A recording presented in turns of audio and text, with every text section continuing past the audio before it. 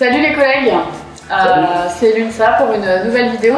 Du coup, on avait plusieurs sujets à évoquer, notamment tout ce qui concerne le badgeage, enfin plutôt le débadgeage et l'écrétage. Donc c'est des sujets dont on vous a déjà parlé dans une vidéo précédente. Et on est toujours en négociation avec la direction de l'université. Ça devrait se concrétiser à la rentrée. Oui, ça a un peu traîné, mais bon, ouais. On est là. L'UNSA est là, on va pas lâcher. Ouais, on espère septembre-octobre pour le CSA et puis c'était plutôt bien engagé. Donc pour rappel, c'était le débadgeage pour les collègues BIAT qui font des vacations et aussi pour tous les collègues qui badgent, permettre de débadger pour aller à des rendez-vous médicaux. C'est ça notre demande à la base. On devrait avoir des propositions de validation en CSA à la rentrée. Aussi la question de l'écrétage. Alors on a les catégories A qui sont déjà passées à 12 heures possibles avec la récupération des 4 demi-journées.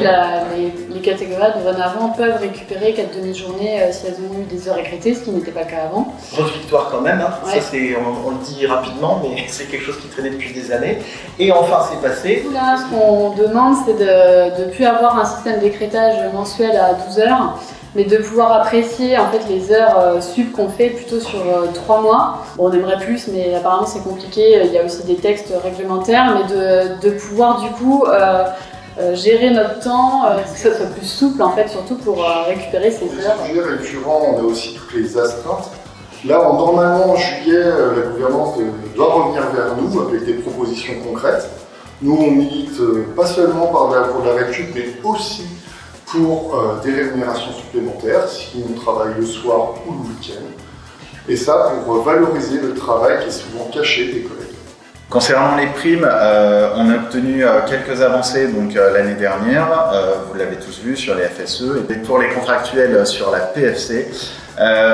C'est quelque chose qui s'est fait l'année dernière, ça se fait de façon triennale. Ça faisait 5 ans qu'il n'y avait pas eu d'amélioration. Nous, on ne lâche pas pour permettre d'autres améliorations pour les catégories C, catégorie B et assistants ingénieurs. Mais sachant que la prochaine négociation triennale, du coup, ça sera donc dans 2 ans, puisqu'on a obtenu la bonne avancée l'an dernier.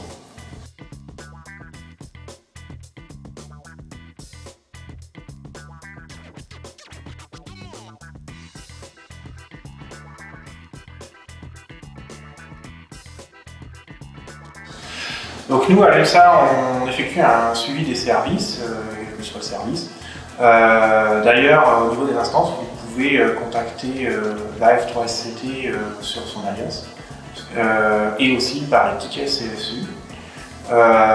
Et en plus de ça, on va aussi travailler sur des cas individuels. On est sur un syndicat de terrain et on va rencontrer les collègues, quelle que soit leur situation et leurs besoins. Un point un petit peu plus général qui concerne la LPR et sur l'impact que ça peut avoir à l'université.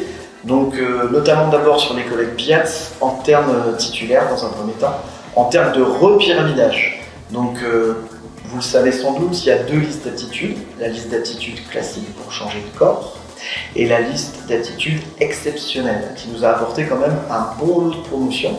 Donc l'an dernier, si je dis pas de bêtises, on a eu par exemple un technicien, d'habitude on a une promo par an. L'an dernier on a eu une promo par an par la liste d'aptitudes classique, plus 5 par la liste d'aptitudes exceptionnelles, ce qui est quand même assez hallucinant d'avoir 6 promos de techniciens, donc c'est super pour nos collègues de catégorie C. Cette année ça a un petit peu moins bien fonctionné, parce que si je redis pas de bêtises, on a eu une promo sur la liste d'aptitudes classique et 2 je crois sur l'exceptionnel, mais au pire on corrigera au montage avec les chiffres. Je fais le lien un petit peu toujours concernant la LPR avec le régime indemnitaire des enseignants-chercheurs qui s'appelle le RIPEC. Il y a quelque chose d'assez intéressant sur la composante 3, la C3, où les collègues enseignants-chercheurs qui s'engageraient dans les instances et dans la vie de l'université pourraient être valorisés. Donc financièrement, puisqu'il s'agit du régime indemnitaire. Donc nous là, en tant que personnel agent, plutôt personnel BIAT, on n'a pas cet équivalent. Mais c'est pas grave, on ne demande pas d'argent ni de prime, pas du tout pour cette fonction. Par contre, on demande à ce que ce soit reconnu. Donc on est parti sur un statut d'élu assez favorable. C'est quelque chose qu'on demande depuis plusieurs années, hein, c'est pas nouveau. On aimerait vraiment qu'il y ait quelque chose qui formalise l'engagement que peuvent avoir des collègues en tant que représentants des personnels. Cet engagement, il passe aussi par la reconnaissance de la part des chefs de service, du temps qu'on nous accorde pour participer aux instances et pour les préparer. Quand on a des droits en tant que personnel élu dans les instances, on a du temps qui nous est accordé. Ça, c'est quelque chose qui est dans la loi depuis toujours en fait, mais il n'y a pas vraiment de statut de l'élu qui est formalisé à l'université. Il y a des personnes qui ne sont pas bien informées, ça on entend. Donc ce qu'on aimerait, c'est qu'il y ait une communication interne qui soit faite auprès de tous, les agents, les chefs de service, tout le monde, pour que tout le monde connaisse bien les droits des représentants du personnel. Vis-à-vis de la loi, toutes les compétences qu'on acquiert dans le cadre de l'activité syndicale doivent être valorisées. Donc si vous voulez vous investir pour un syndicat, surtout n'hésitez pas à nous contacter. Voilà. Peut-être que le statut d'élu, ça permettra aussi à des collègues qui osent pas trop s'investir de se dire ah bah si quand même c'est reconnu, c'est écrit noir sur blanc, peut-être que ça va susciter des vocations.